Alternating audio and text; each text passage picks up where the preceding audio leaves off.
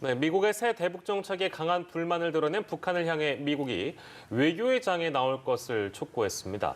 또 수개월간 북한의 말과 행동을 지켜보겠다고도 했습니다. 네, 세계보건기구 WHO는 지난 2주간 코로나19 확진자가 대유행 초기인 첫 6개월보다 더 많았다며 현 상황에 우려를 나타냈습니다.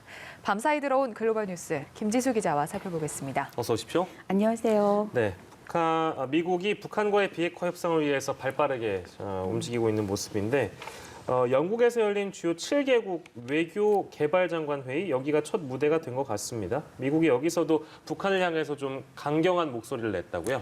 네, 토니 블링컨 미국 국무장관은 새 대북 정책이 외교에 초점을 맞춘 것이라며 북한이 이 기회를 잡길 희망한다고 밝혔습니다. 영국에서 열린 주요 7개국 G7 외교 개발 장관 회의에 참석 중인 블링컨 장관은 도미닉 라브 영국 외교장관과 한 기자회견에서 이같이 말했습니다. 블링컨 장관은 한반도의 완전한 비핵화를 목표로 미국의 새 대북 정책이 북한에 열려 있다고 강조했습니다. 그는 북한이 외교적으로 관여할 기회와 한반도의 완전한 비핵화 목표를 향해 전진할 방법이 있는지 살펴볼 기회를 잡길 바란다고 전했습니다.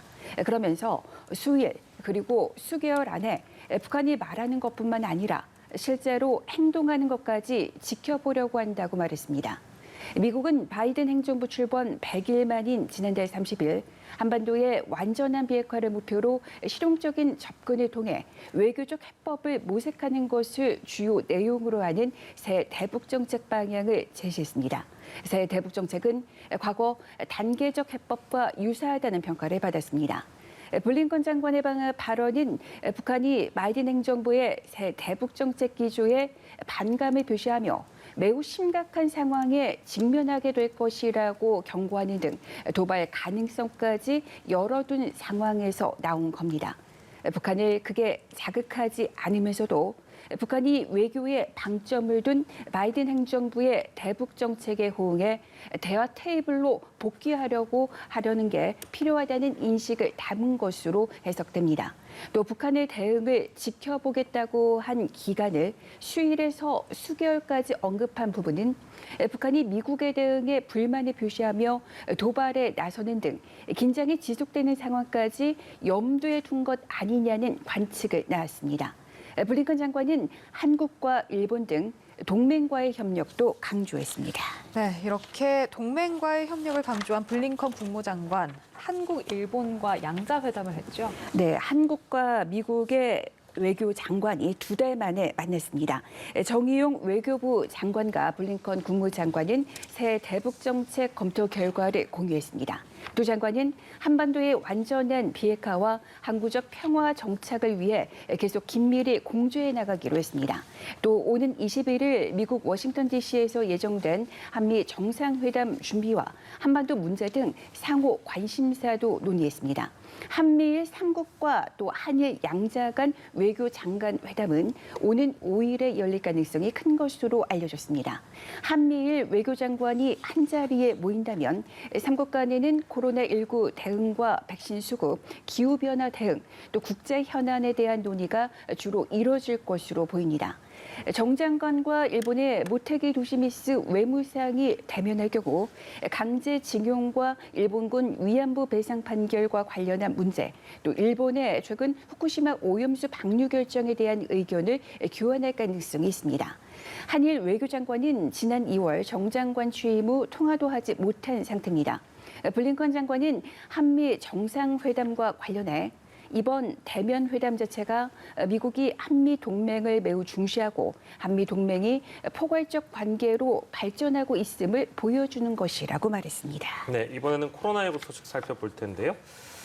백신 접종이 잘 이루어지는 곳에서는 일상으로의 복귀가 빨라지고 있는 것 같습니다.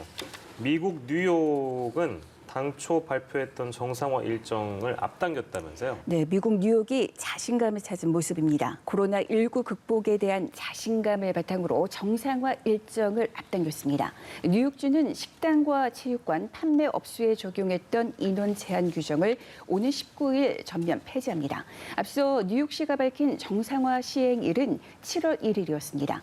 앤드루 쿠오모 뉴욕 주지사는 최근 뉴욕의 코로나19 감염률과 입원율이 꾸준하게 감소하고 있다는 점을 감안해 정상화 일정을 앞당겼다고 말했습니다. 이번 조치는 뉴욕뿐만 아니라 뉴저지와 코네티컷 등 인근 주에서도 함께 적용될 것으로 알려졌습니다. 플로리다도 코로나19와 관련된 각종 규제를 철폐하는 절차를 밟고 있습니다. 이런 가운데 바이든 대통령은 코로나19 상황과 관련해 여름이 끝날 때쯤 지금과는 매우 다른 위치에 있을 것이라고 말했습니다. 바이든 대통령은 집단 면역 달성과 정상화 복귀에 대한 질문에 이같이 답했습니다.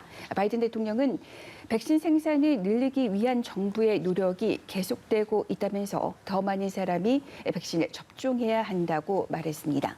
프랑스에서는 백신 접종 여부를 인증하는 전자증명서 발급이 도입됐습니다.